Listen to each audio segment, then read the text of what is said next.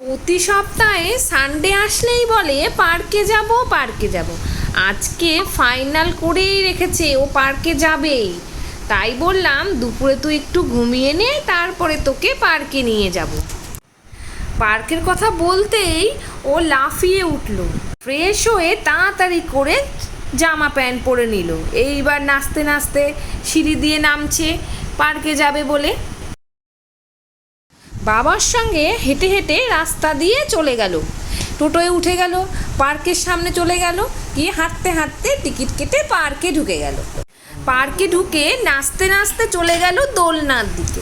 এবার যখন যেটা মনে হচ্ছে সেই দোলনায় চড়ছে, নামছে, চড়ছে, মন একদম উৎফুল্ল হয়ে উঠল পার্কে দোলনা দেখে। অনেক দিন পর পার্কে এসেছে তো আজকে, তাই পার্কে গিয়ে ওর এক ফ্রেন্ডের সঙ্গে দেখা হলো। ফ্রেন্ডের সঙ্গে দেখা হতেই ফ্রেন্ডের সঙ্গে সারা পার্ক ঘুরে দৌড়াদৌড়ি করে দোলনা চড়তে শুরু করে দিল।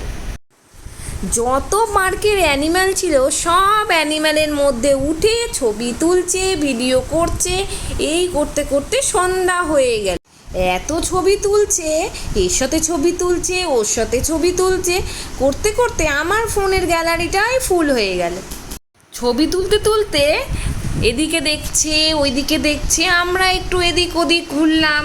কত পার্কে লোক, কি ভালো লাগছে।